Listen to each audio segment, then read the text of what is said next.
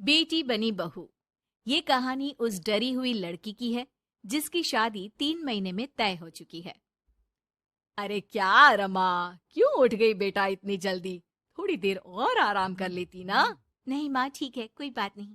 ये बताओ, चाय के साथ नाश्ते में क्या लोगी? अरे कैसी बात कर रही है रमा, कल तक तो तू ऑर्डर दिया करती थी कि ये खाना है वो खाना है, आज तू हमें पूछ रही है, क्यों बेटा?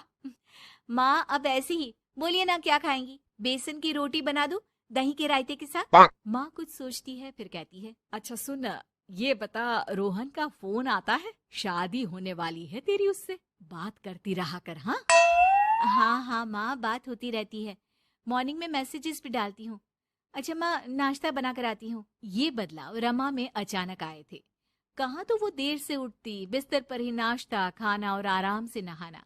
माँ ने बचपन से ही किसी राजकुमारी की तरह रखा। पढ़ने में होशियार और काफी सोचने वाली लड़की थी रमा। क्या बात है, आज तो नाश्ता बिल्कुल अलग बना है। ये कॉम्बिनेशन अपने घर में तो मैंने नहीं खाया। पापा, वो रोहन की मम्मी सोमवार को यही खाती है, इसलिए मैंने बनाया सीखने के लिए। ठीक नहीं लगा तो कुछ और बना देती हूँ। अरे नहीं नहीं, हमारी समधन जो खाएगी हम भी साथ बैठकर वही खा लेंगे। वैसे इट्स वेरी हेल्दी। हाँ रमा, गुड, वेरी गुड। पापा के मुंह से तारीफ सुनकर रमा खुश हो जाती है। वो रोहन को फोन करती है। पता है, पापा ने मेरे हाथ के नाश्ते की तारीफ की, बोल रहे थे it's very tasty Rama. Good good, सही है। अच्छा देखो, कल मम्मी पापा कुछ भी ग्रीन वेजिटेबल का खाते हैं, जैसे पालक पनीर या फिर मिक्स सलाद के साथ ब्राउन ब्रेड। तुम बना लेना कल, और हाँ, पिक्स शेयर करना, मैं माँ को दिखा दूंगा। ठीक है, भेज दूंगी। अगले दिन रमा फिर कुछ नया बनाकर रोहन को फोटो भेजती है। अपनी माँ को दिखा देना, ये मैंने बनाया है। तभी वहाँ उसकी माँ आ जाती है। ये क्या बेटा, ये हाथ कैसे चल गया तुम्हारा? अरे कुछ नहीं माँ, वो तो बस ऐसे ही।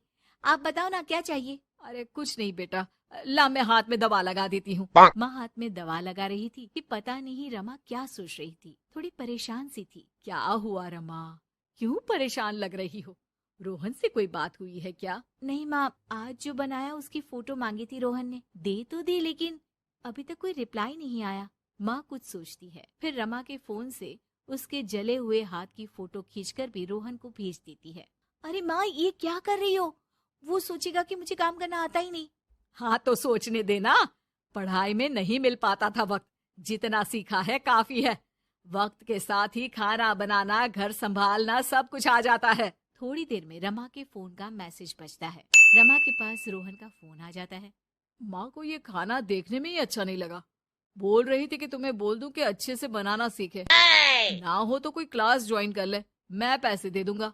और हाँ, प्लीज यार, ऐसी डरावनी जलने कटने खून खराबे वाली फोटो मत भेजा करो। जल गई क्या? तुम्हें खाना नहीं बनाना आता क्या? मुझे ब्लेम मत करो।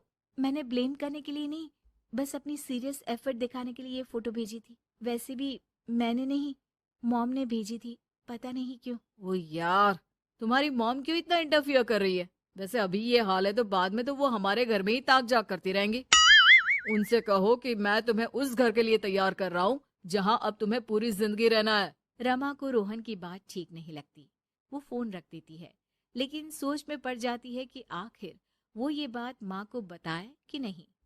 अब हर वक्त या तो वो रोहन का बताया खाना बना रही होती है, या उसके कहने पर उसकी पसंद की टीवी शोज, वेब सीरीज या फिर किताब पढ़ रही होती है। क्या बात है रमा, आजकल मैं देख रही हूँ कि तुम बहुत परेशान सी रहने लगी हो। कोई बात हो तो बता दो बेटा।